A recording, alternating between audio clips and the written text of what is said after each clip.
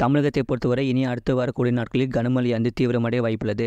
தென் தமிழக உள் மாவட்டங்களில் பெரும்பாலான இடங்களிலும், வட தமிழக உள் மாவட்டங்களில் அநேக இடங்களிலும், கடலோர மாவட்டங்களில் ஒரு சில இடங்களிலும், புதுவையிலும் மழை பெய்துள்ளது.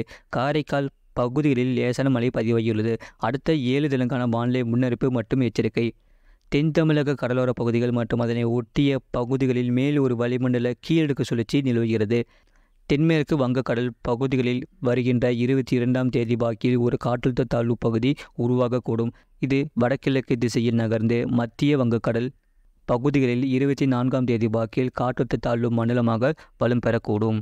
இதன் காரணமாக 21ஆம் தேதி தமிழகத்தில் அநேக இடங்களிலும், புதுவை மற்றும் காரைக்கால் பகுதியிலும் இடி, மின்னல் மற்றும் பலத்த காற்று மணிக்கு 30 முதல் 40 கிலோமீட்டர் வரை லேசான மழை முதல் மிதமான மழை பெய்யக்கூடும்.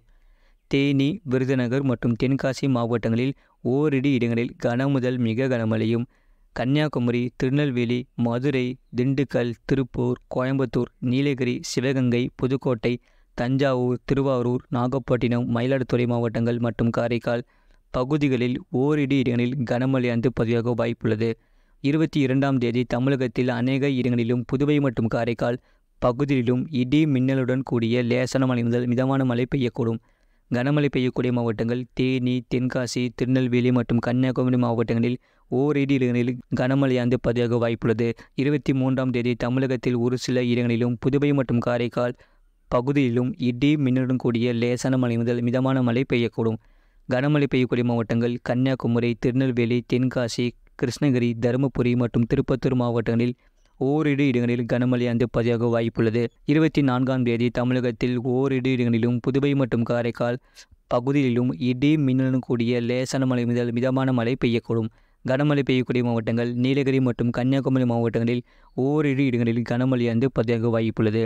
அடுத்த 5 தினங்களுக்கான அதிகபட்ச வெப்பநிலை 24ஆம் தேதி வரை.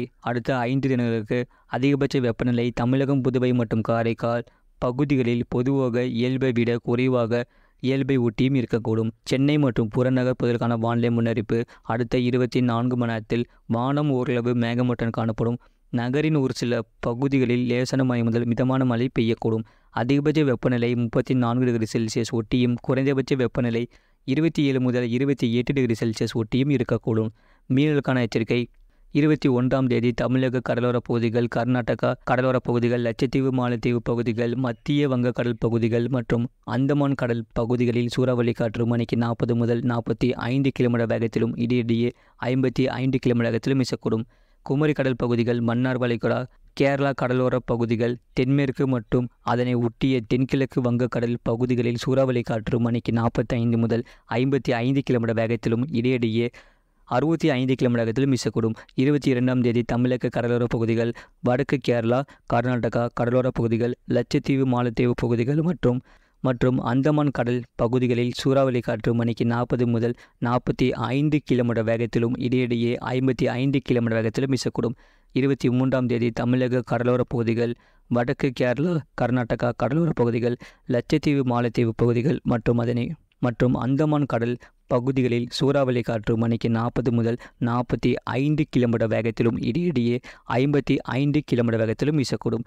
24ஆம் தேதி தமிழக கடலோர பகுதிகள், கேரளா, கர்நாடகா கடலோர பகுதிகள், லட்சத்தீவு, மாலத்தீவு பகுதிகள் மற்றும் அந்தமான் கடல் பகுதிகளில் சூறாவளி காற்று மணிக்கு 40 முதல் 45 கிலோமீட்டர் வேகத்திலும், இடையிடையே 55 கிலோமீட்டர் வேகத்திலும் வீசக்கூடும். மேற்குறிப்பிட்ட நாட்களில் மீனவர்கள் இப்பகுதிகளுக்கு செல்ல வேண்டாம் என்று ஆழ்கடல் மீனவர்கள் வருகின்ற மே 23ஆம் தேதிக்குள் கரைக்கு திரும்புமாறு அறிவுறுத்தப்படுகிறார்கள்.